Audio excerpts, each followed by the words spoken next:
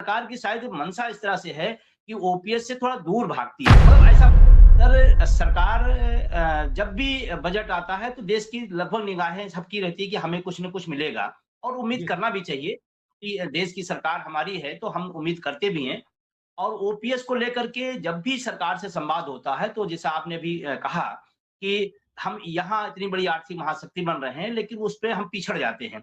तो सरकार की शायद मंशा इस तरह से है कि ओपीएस से थोड़ा दूर भागती है। मतलब ऐसा मुझे महसूस होता है या देश के जी, लाखों जो करोड़ों कर्मचारी हैं उनको महसूस होता है। लेकिन सर एक बात मैं ज़रूर कहूँगा कि सर हम लोगों ने आज भी एक ट्विटर कैंपेन हुआ है सर, आज भी एक ट्विटर जी, कैंपेन हुआ है कि एम्प्लॉयमेंट के लिए और ओपीएस के लिए। तो हम लोग हर हर वो माध्यम जो एक लोकतांत्रिक तरीका है, हर वो माध्यम से अपनी बात सरकार तक पहुँचाते हैं कि हमारी बात सुनी जाए।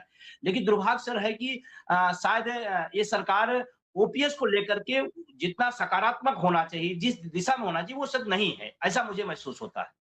जी। 2 बुनियादी सवाल खड़े होते हैं विजय जी। पहला बुनियादी सवाल ये कि जब भारत अपना पेट भरने लायक गेहूं भी पैदा नहीं करता था, अमेरिका से लाल गेहूं आता था, तब भारत की क्षुधा शांत होती थी, भारत का पेट भरता था, यानी गेहूं भी बाहर से आता था। तब भी भारत अपने कर्मचारियों को पेंशन देता था, जिसको हम लोग आज पुरानी पेंशन कहते हैं, जो खत्म हो चुकी है। वो उस रूप में पेंशन मिलती थी। आज भारत, कुछ लोग कह रहे हैं पांचवी अर्थव्यवस्था है, कुछ लोग कह रहे हैं तीसरी होने वाली है, लगभग हो गई है तीसरी अर्थव्यवस्था। तो अगर हम दुनिया की तीसरी सबसे बड़ी अर्थव्यवस्था हो गए या होने वाले हैं, तब तो ये इतना बड़ा बोझ नहीं लगता कि पुरानी पेंशन, क्योंकि ये एनपीएस से लेके और एक दूसरा वर्जन भी सरकार लेकर आई, दोनों वर्जन नहीं चले। कर्मचारियों ने दोनों वर्जन स्वीकार किए, नहीं किए ना एनपीएस ना उसके बाद वाला। फिर इतने समृद्ध देश के लिए संकोच कहां पर है, और संकोच क्यों है पेंशन देने में, विजय बंधु जी?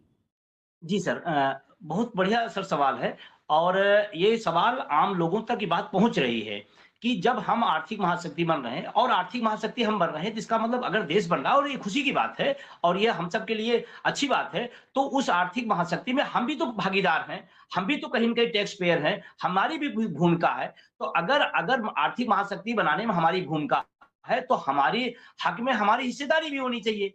और यही बात लोगों को समझ नहीं आ रही कि जब आर्थिक महाशक्ति की बात आएगी तो आप कहेंगे आर्थिक महाशक्ति है, जब ओपीएस देने की बात आएगी तो कहेंगे पैसे की समस्या है। लेकिन सर मैं इसमें एक बात जरूर कहना चाहूंगा कि अगर ये तर्क मान लिया जाए कि आर्थिक समस्या है इसलिए ओपीएस नहीं दे पाते, तो सर इस देश के जो राजनेता हैं, एक नहीं, दो नहीं, तीन-तीन, चार-चार पेंशन लेते हैं, तो वहां पर ये बात क्यों नहीं आती है? ये आम आम जनमानस के बीच ये जा रहा सर।